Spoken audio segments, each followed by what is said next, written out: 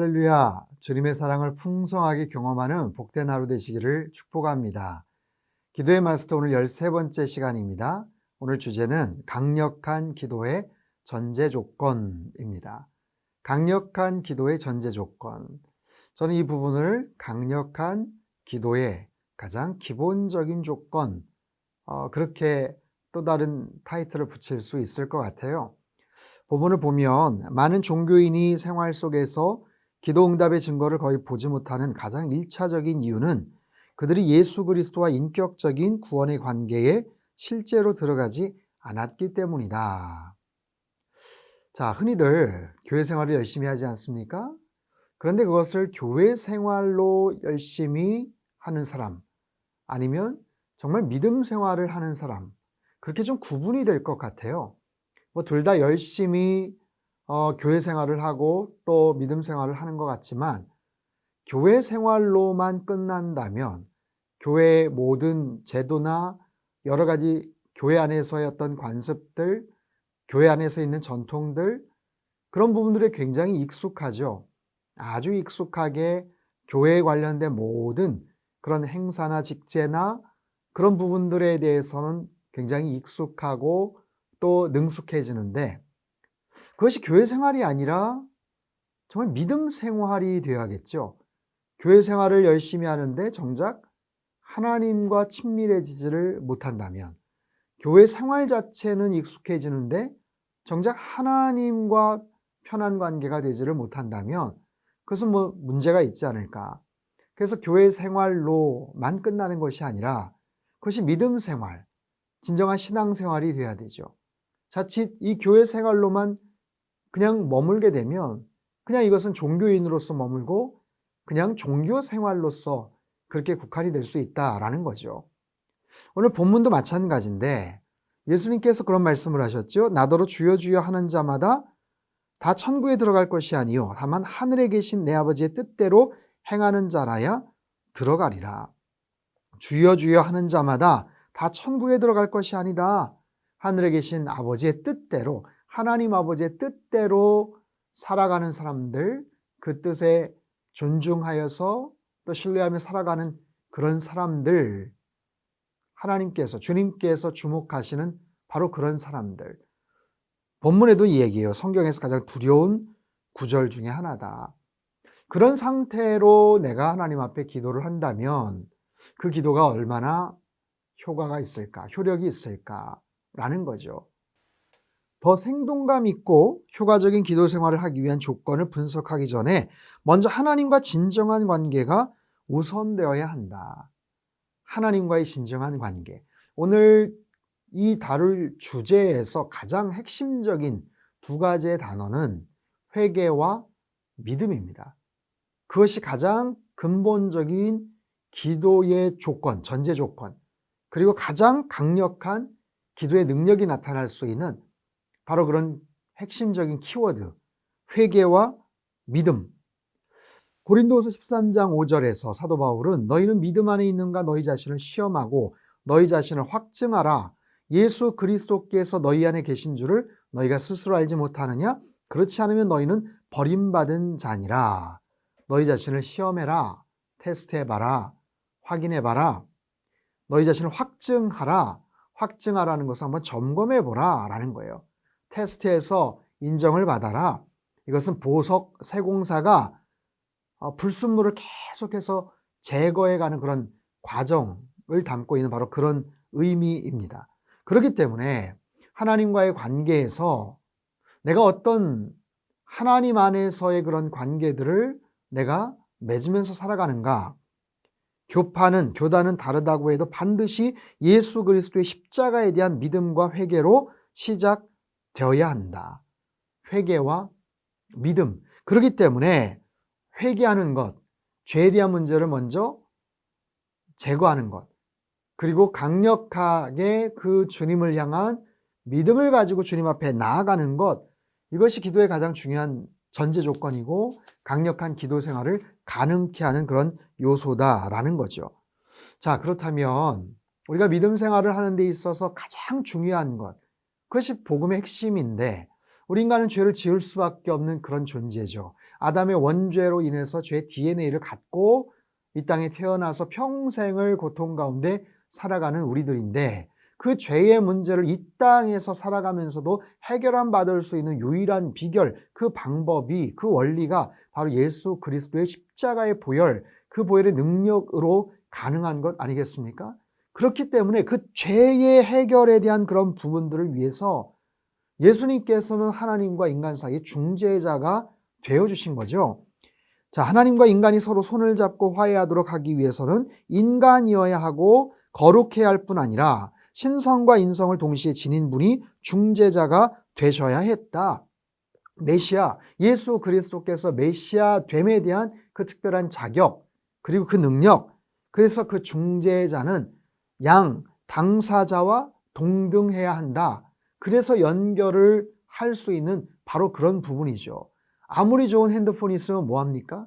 그리고 엄청난 여러 가지 에너지를 공급받을 수 있는 창구가 있으면 뭐 하겠어요? 그것을 제대로 연결해 줄 수 있는 케이블이 있어야죠. 그 케이블은 각각 달라요, 그것이. 그래서 어떤 케이블 아니면 어떤 그 젠더의 어떤 사이즈나 모양에 따라서 아무리 좋은 게 있어도 눈앞에 코드가 있어도 연결이 되지 않을 수 있는 바로 그런 것을 우리가 한번 생각해 볼 때 이쪽 기기와 이쪽 전원을 연결해 줄 수 있는, 하나님과 인간 사이를 연결해 줄 수 있는 가장 완벽한 신성과 인성을 동시에 지니신 바로 예수 그리스도 메시아, 그분, 그 예수 그리스도의 메시아됨, 그것이 바로 성경의 전체적인 내용이죠. 성경 전체의 핵심적인 메시지 내용이 바로 예수 그리스도가 누군가, 그분은 어떤 분이신가, 신약 성경의 사복음서를 통해서 그분의 삶이 무엇인가, 그분의 생애는 무엇인가, 그리고 그 이후에 여러 서신서를 통해서 그분의 메시아됨이 어떤 의미가 있었고 어떤 능력으로 나타났는가, 어떻게 전파되었는가 하는 부분들을 쭉 우리에게 소개하고 설명하고 있지 않습니까? 그래서 신구약 66권, 성경 66권을 잘 맞춘 퍼즐처럼 완벽한 조화를 이루며 예수님만이 우리가 인간으로서 처한 영적 조건을 해결해 줄 하나님의 방법, 하나님의 유일한 방법임을 알려주고 계시죠. 우리 안에 있는 수많은 문제들, 수없이 많은 여러 가지 갈등들, 모순들, 살아가면서 겪게 되는 수많은 고민들, 고통들, 어려움들, 그 모든 것에 대한 유일한 해결책을 갖고 계시는 분이 바로 예수 그리스도 한 분뿐임을 여러분 우리는 확신해야만 하죠. 그렇기 때문에 그 분에 대한 분명한 신뢰, 믿음을 가지고 주님 앞에 나아가는 것, 그 영광의 빛 앞에 나아갈 때 우리 속에 감추어진 모든 어둠들, 모든 죄된 것들, 그것들을 다 낱낱이 고백하고 제거하고 없애고 주님 앞에 그 문제를 다 해결함으로 말미암아 주님께 더 온전한 믿음의 자리에 나아갈 수 있는 거죠. 그 믿음을 갖기에 내가 그분 앞에 나아갔고 회개함으로 인해서 더 큰 믿음을 얻게 되는 바로 그 과정. 그래서 하나님과 나 사이의 관계가 깨끗해질 때, 그런 기본적인 전제 조건이 이루어질 때, 그때 드려지는 기도는 참으로 강력할 수 있는 거예요. 그게 바로 오늘 본문에서 이야기하는 가장 핵심적인 바로 그런 내용입니다. 102페이지 그 다음 페이지를 보면 중간 부분이에요. 기독교는 믿음을 통해 은혜로 구원을 얻는다는 점에서 다른 종교들과 차이가 있다. 절대적인 차이가 있죠. 믿음으로 인해서 그분이 주시는 은혜로 말미암아 구원을 얻는 것, 우리의 공로나 우리의 어떤 노력이나 의지나 우리의 어떤 선행이나 도덕, 양심, 이것들이 조금이라도 플러스가 돼서 얻어지는 것이 아니라 전적인 하나님의 은혜죠. 다음 페이지 보세요. 구원은 사람이 아니라 주님이 주시는 것이며 우리 마음과 인생에 하나님이 일으키시는 영적인 변화다. 어떤 개인이나 교회는 구원을 줄 수 없다. 다만 우리가 회개하고 믿음으로 오직 그리스도만을 신뢰할 때 하나님은 구원을 주신다. 회개하고 믿음을 가질 때 우리에게 주시는 온전한 구원. 로마서 10장 9절에서 10절. 내가 만일 내 입으로 예수를 주로 시인하며 또 하나님께서 그를 죽은 자 가운데서 살리신 것을 내 마음에 믿으면 구원을 받으리라. 사람이 마음으로 믿어 의에 이르고 입으로 시인하여 구원에 이르느니라. 아멘이죠. 우리가 너무나도 잘 알고 있는 말씀, 너무나도 중요한 그런 말씀, 만일 네 입으로 예수를 주로 시인하며, 이게 뭐예요? 내가 나의 입술을 통해서 주님을 믿겠다라고 고백을 하는 것 아니겠습니까? 그리고 내 마음에 믿으면 구원을 받을 것이다. 마음으로 믿어 의에 이르고 입으로 신하여 구원에 이른다는 이 귀한 말씀.